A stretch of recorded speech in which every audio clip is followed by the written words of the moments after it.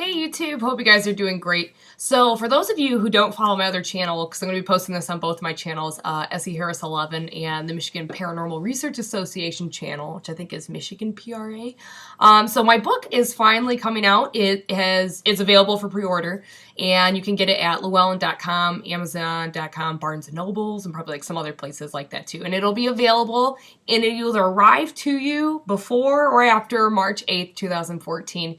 And the title of the book that they chose, because I had to change it, I really wanted it to be titled Light Against the Dark, but it is now known as Fighting Malevolent Spirits, a Demonologist's Darkest Encounter. So this book is basically a collection of true stories, and my most severe cases that I've actually worked on.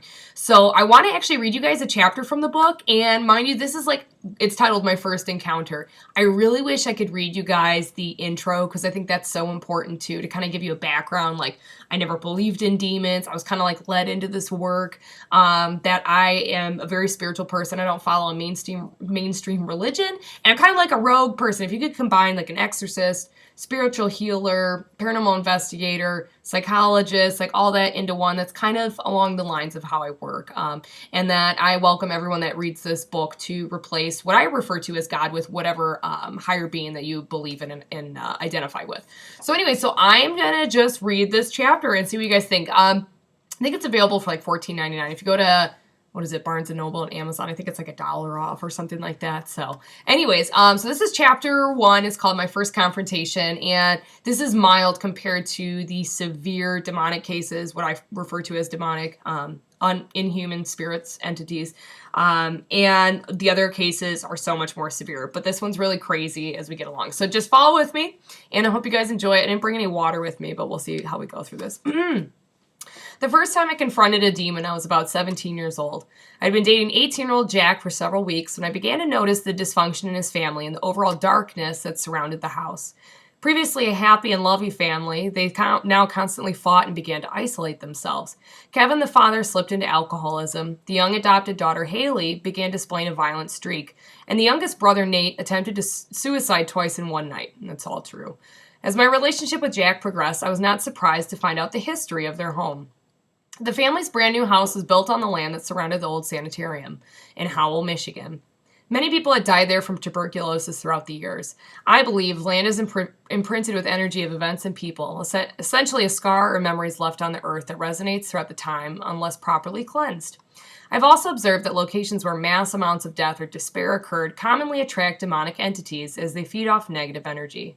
In retrospect, I firmly believe that the ground in which Jack's home was built on was inhabited by something evil stemming from the old sanitarium. Jack would have unpredictable mood swings, worse than any adolescent I had seen. Despite being 18 years old, his behavior was uncharacteristic for his age, and I had a hard time understanding where this originated. His mother and I began to notice how his eyes would actually change during his angry tirades. I found this to be quite odd and unsettling. His normally calm and soothing hazel eyes would burn with an intense gleam. His pupils darkened and widened as if his consciousness slipped into an altered state. Foul and strange obscenities would spew from his mouth during an argument. He would only resume his respect towards me after I threatened to leave. One day I did leave. After screaming that I was a stupid fucking bitch, I grabbed my purse and left the house. Jack tore through the house after me and proceeded to chase me in his Jeep. He was swerving through traffic and cutting off other drivers just to gain distance behind me. I finally pulled over, fearing that his asinine driving would injure someone else. When Jack approached me this time, his demeanor had changed. Look, forget whatever it was I said. I didn't mean to hurt you. Jack continued with his explanation if he had no recollection of the outrageous things he had said during the argument. His eyes looked normal again. I knew he was being greatly influenced by whatever entity resided in the house. Most readers would say to themselves, just leave him and break up, and I agree with you completely. That would have been a better idea, but I was determined to fight for Jack out of love and faith. I was still pretty young then, and it didn't seem that crazy of an idea at the time. It should be noted that adolescents' frontal lobes are not fully developed, which leads them to make poor decisions and not fully think things through. And that's my excuse. With my rose-tinted glasses, I continued to see Jack. Then even more curious events began to happen. When I spent time at their house, Jack's sister Haley would always cling to me as if I were some safety zone. Soon she started telling me about the weird tapping she heard on her window at night. I thought trees would logically be the cause for the rapping sound, but her room was on the second floor and not in proximity to any trees. She also mentioned how cold it was in her room and that she was scared to be alone there. I realized that this was reason why she still slept in her parents' bedroom at the maturing age of 9 years old. The family's golden retriever, Johnny, would urinate and defecate all over the basement for no reason and seemed to hate being alone in the house. Despite all these strange incidents, when I discussed the possibility of ghosts, the family would scoff as if the paranormal realm was some figment of my imagination.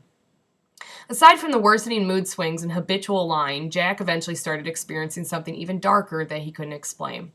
He would have nightmares and awaken to show me foreign hand marks and fingerprints around his arms. One person alone could not replicate these with their own hands. I became worried and determined to find a solution. I began researching negative hauntings and how to remove them, but was unsure if this was just a ghost or something darker. As a personal experiment, I brought a small bottle of holy water with me one day and left it in the passenger seat of the car while I visited inside the house. The family had recently purchased a new vehicle and had several of their cars parked in the driveway. Amazingly, after being inside the house for only a few minutes, all of the car alarms began going off, including my own. I leaned over the kitchen window and saw my car's lights blinking and the horn sounding off. My keys were resting in my purse on the kitchen table. No one had touched them. I didn't mention the family that I had brought the holy water, and it was sitting in my car. Jack's mother dismissed it as just a technical problem with the new car and turned off the alarms. However, it kept repeating. This happened several times, and the family denied it as anything out of the ordinary. I was baffled, but now convinced that something darker was residing in their home. The sacrilegious reaction to the holy water verified my suspicions. One night at Jack's house, I was suddenly awakened with sheer terror. Jack's bedroom was located in the basement next to the bedroom of his older brother, Lenny. They both reported hearing the toilet seat slamming down the hallway in the middle of the night, along with an overall feeling of uneasiness. Needless to say, I was not a fan of sleeping down there. The unfinished basement proved to be very creepy. All I remember that particular evening was being engulfed with fear and drenched in sweat. No nightmare had ever made me feel that frightened. I felt the presence of pure evil in the room with me, and I will never forget that sensation. I looked over at Mick, Jack's pet red-tailed boa, which is a snake, and she was coiled up in the striking position while staring at something in the corner of a room, exactly where I sensed the presence. The snake's heat lamp cast an eerie red glow upon the room that made it feel even more sinister. My heart and mind raced as I glanced around the room, looking for an explanation for why I woke up. But in the back of my mind, I knew why. I felt the distinct emotions of hatred and rage turned towards me. Whatever was in that room despised me and wanted me to know. I tried to gently wake up Jack, but to no avail. Finally, I resorted to shaking Jack awake, but he lay there asleep, seemingly dead, for over 8 to 10 minutes. I later discovered that this phenomenon is known as psychic sleep, in which it's almost impossible to wake the individual. My feeling of panic was so high I felt like I was being chased by a serial killer. I was standing at the door, fumbling with the house keys, the only escape to safety. "Come on, wake up, please," I whimpered to Jack. I was being engaged by something dark and evil. The presence of evil is the most disturbing experience one could ever encounter, and I don't think I could ever thoroughly explain the terrible feelings and energy that were present in that room. I was nearly in hysterics when Jack finally woke up. Ashamed of how afraid I was, I sheepishly asked Jack for a glass of water upstairs. I never mentioned what I had just experienced. Once I returned to the room with the water, I noticed that all the animals seemed to be uncomfortable. The cat refused to enter the room and kept meowing at us as if we were insane to even be entering the same vicinity as this thing. I lay back down and closed my eyes, only have one eye, mentally trying to block out the entity. I envisioned a white light surrounding me, and I prayed. Eventually, we were able to fall asleep again. I tried not to acknowledge the being whenever I visited Jack's home. I continued to envision white lights surrounding me whenever I came over, and I tried to create a mental brick wall between the demon and myself. I hadn't figured out a plan to get rid of it quite yet and needed more time. Another night, we were at my house cuddling after watching The Exorcism of Emily Rose, when we both witnessed a black light anomaly, or orb, shoot out of the carpet and into the closet in my bedroom. The dark ball was larger than the size of a bumblebee, and it made no sound. We commented on how strange it was, but tried to brush it off. But we couldn't let it go and started to investigate. We didn't find any insects. There was nothing to be found inside that closet. We couldn't find any reasonable explanations. The entity seemed to follow Jack and was now apparently visiting my home, which made me very uneasy. That entity was not welcome in my house, and I felt violated that it started to assemble visits.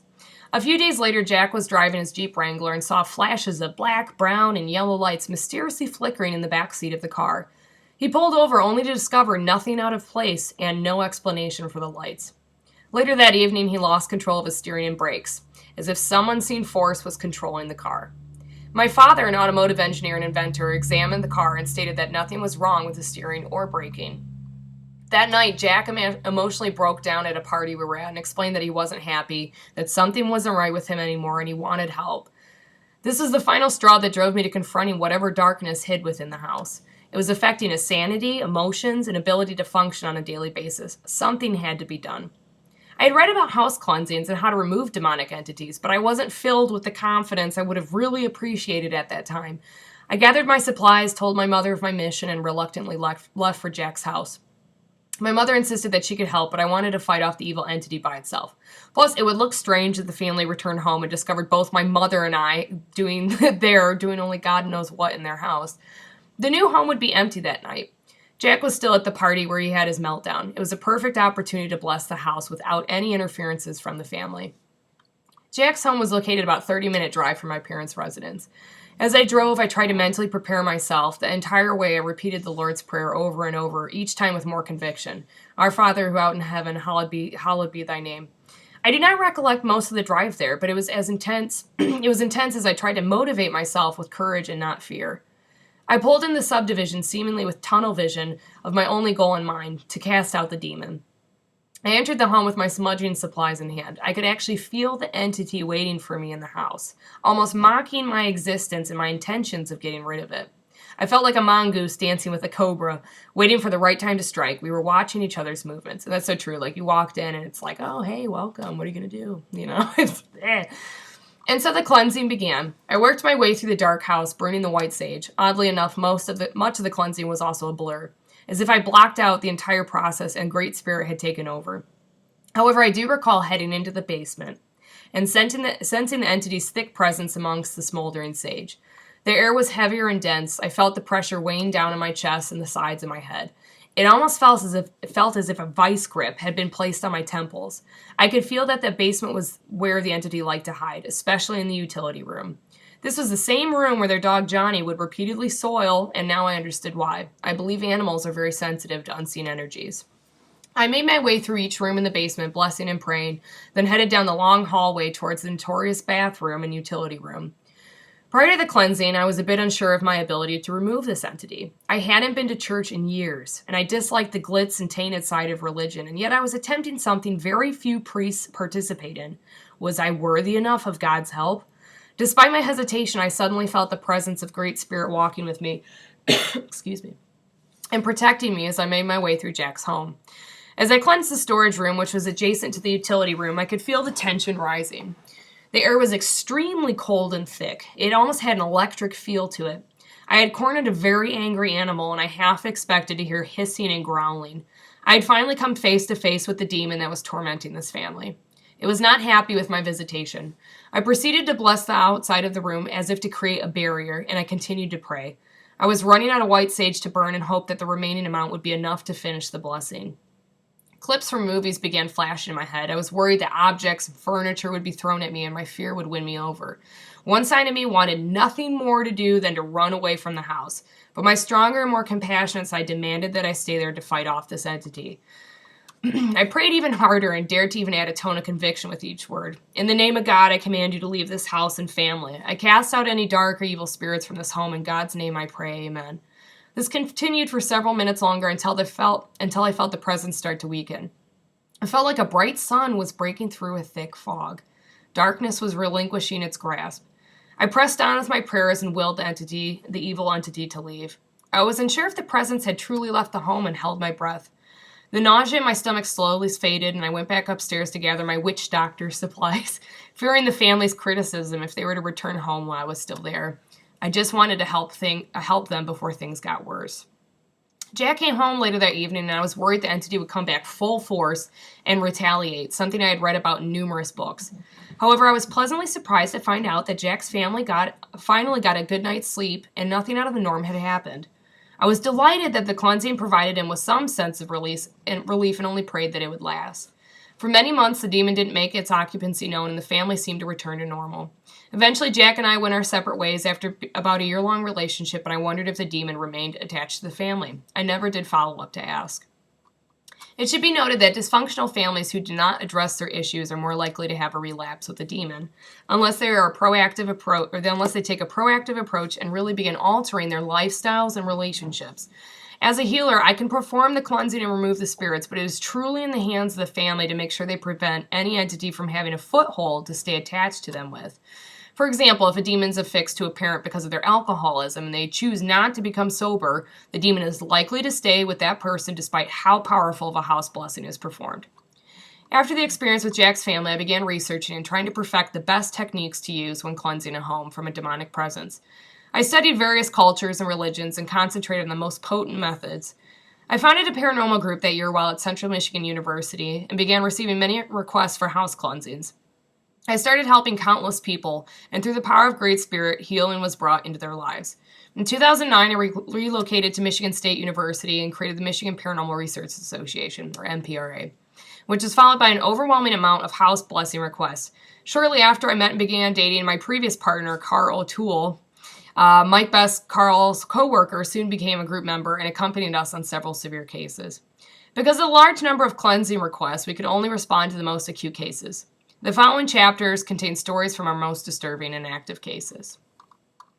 And that's that. So that's just like a little taste of it, you guys. So it gets a lot more intense, like people getting thrown across the room, people getting burned, scratched, like demonic visions. A woman was thrown against the floor and had her teeth knocked out by this poltergeist thing. I had several entities visit me in my house before going to a house blessings. All these crazy cases are included, including an incubus, succubus case where this family, and you read about these things, you never really like believe it 100% until you actually meet the families that are going through this, where it was raping and insulting an entire family, things like that. So if you're interested in pre-ordering this book, feel free. It'll be ready by March 8th, 2014. And thanks for your time, you guys. Thanks. Bye-bye.